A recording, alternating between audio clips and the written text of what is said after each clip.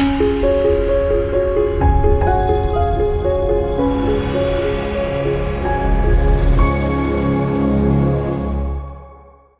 Google Ads fans, and welcome back. In this lecture, I want to give you an overview of location targeting settings, sort of how to think about them, some of the concepts, and in the next lecture, we'll go back into the Google Ads user interface, and we'll configure our location settings in real time. So first of all, only you know how you need to configure your location settings. I can't teach that to you. Nobody could actually teach that to you. If you're a local business and you only service certain areas, then obviously inherent in your name or the type of business you are, you don't service certain areas and you do service certain areas. So it's an absolute must. Location settings is an absolute must for local businesses. You might be an international business and you might ship to certain types of countries or whatever it may be. So you have to first start thinking about where do you ideally want to show your ads. Now, say you're a business that sells across the entire United States, right? You're an e-commerce company. That doesn't mean that you should just choose the entire United States. There's a bunch of different things that are important to think about.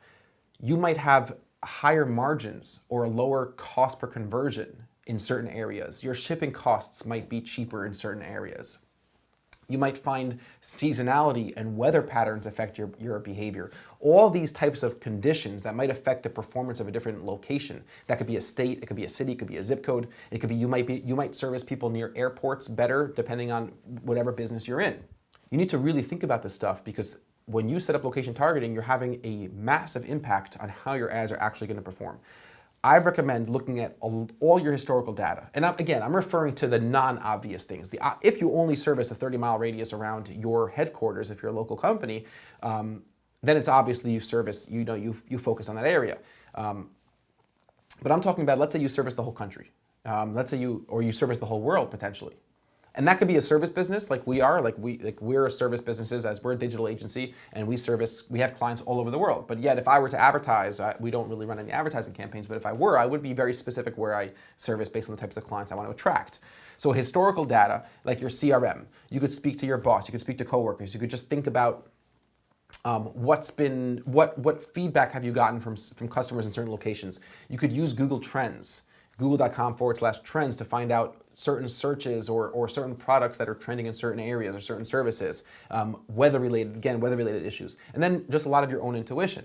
And intuition could be relied upon or at least used in the place of having good historical data. The best thing to be able to do is once you're running your campaigns for a while, let's say just for example, nationwide across the United States, you should then look at the data broken down by location, and I'll show you how to do that in a later section when we go into the concepts of auditing an account and breaking down data in an account. You could use your historical data to see, oh, am I getting more traffic? What about my traffic volume? Am I getting more traffic in New York? Am I getting less traffic in San Francisco? Am I getting a higher conversion rate in Alabama? Am I having a higher order value in Texas? And is the reason that I'm seeing these differences because of the location, or is it some other tangential factor like it happens to be hotter or colder in a certain location? It's always good to know why geographical variances are happening in terms of the data in the account. It's very good to know those reasons because then I could inform future marketing decisions in a more sophisticated way. Typical guidelines, major cities will be more expensive.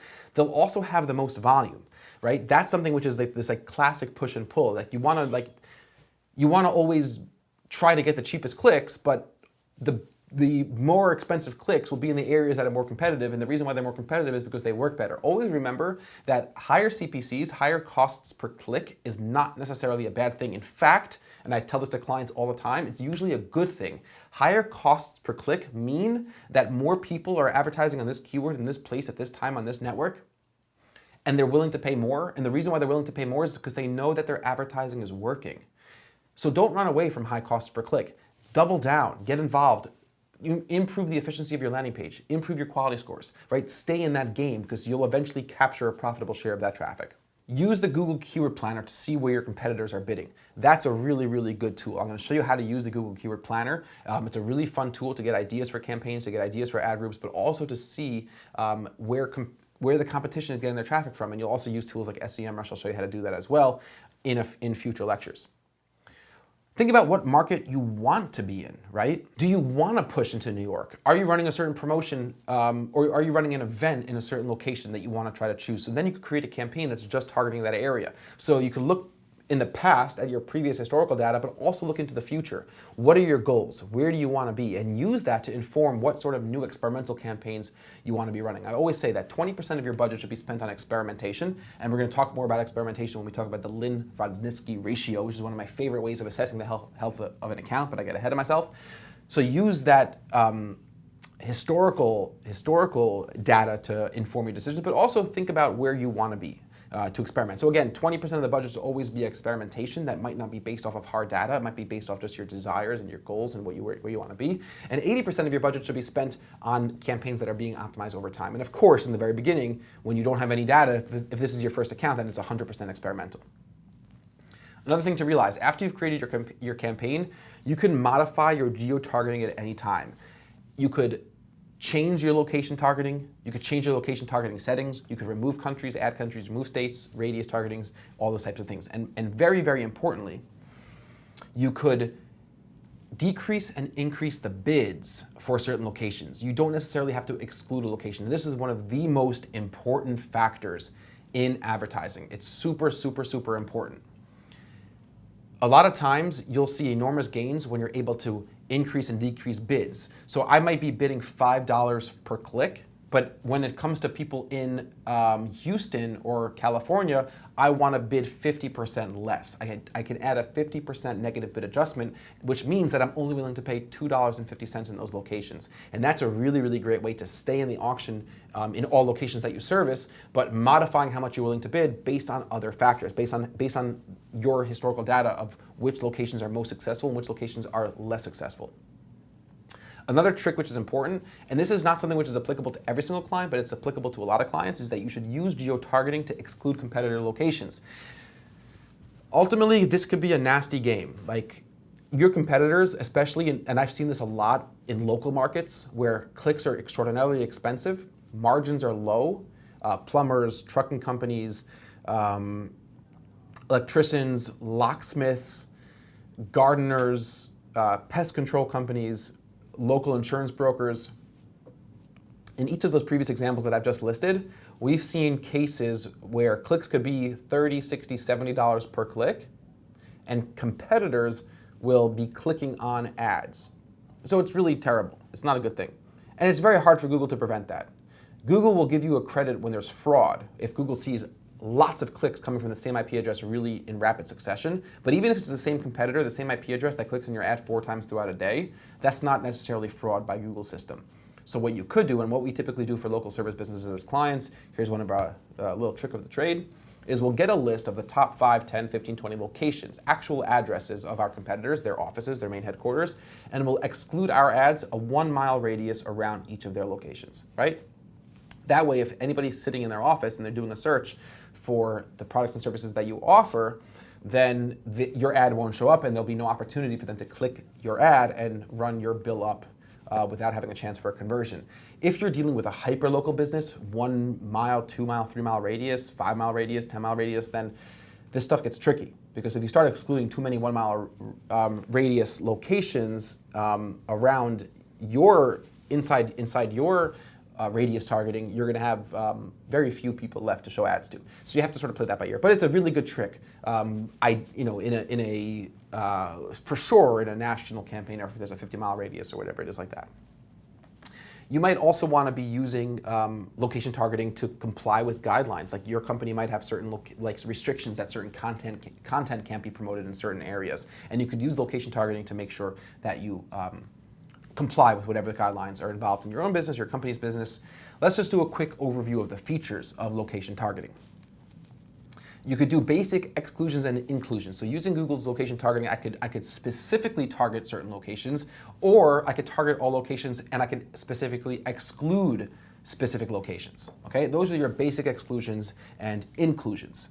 Using the advanced search feature in AdWords, you're able to use an actual map and target or exclude people by country, region, city, or zip code, postal code, right? So you can get really, really seriously focused in a real way.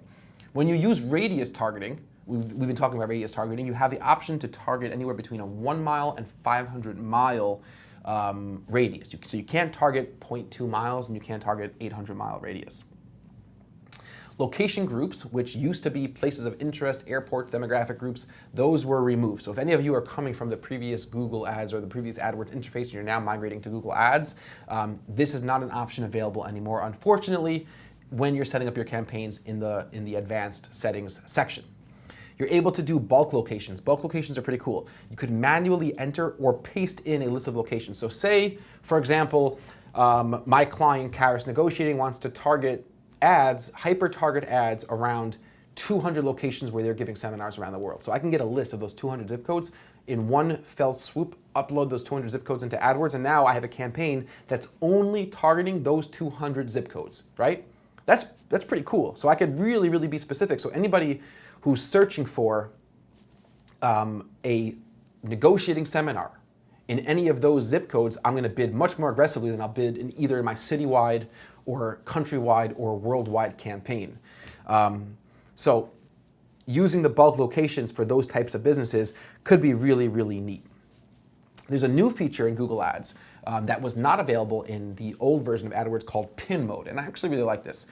If you don't have an exact zip code or you don't have an exact address, you could use pin mode to just drop a pin anywhere on a world map and choose your radius targeting before you drop that pin, and Google will target that location. So again, you can customize the radius of that pin by dropping it anywhere on the map, and it'll be a radius of 1 to 500 miles. Just like the other types of radius targeting, you can only target locations in pin mode. You can't exclude locations in pin mode. If you want to specifically exclude a location, you have to have the address or you type in a city, state, postal code, etc. Why do you think that is? Well, by now you know the answer. Google doesn't want to make it easy for you to exclude locations. They want to make it easy for you to include locations. You'll get more impressions, spend more money, and waste more money. But if you use the pin mode to target locations, make sure you're also using, if you need to exclude specific locations, make sure you use the regular advanced search to exclude locations, and I'll show you exactly what that looks like in the UI shortly. And that's basically an overview of the features of location targeting. In the next lecture, we're going to jump into the Google Ads user interface, play around with the actual targeting for our fictitious campaign that we're building for Poppin', and it's going to be a lot of fun. I will see you guys in a couple seconds in the very next lecture. Cheers for now.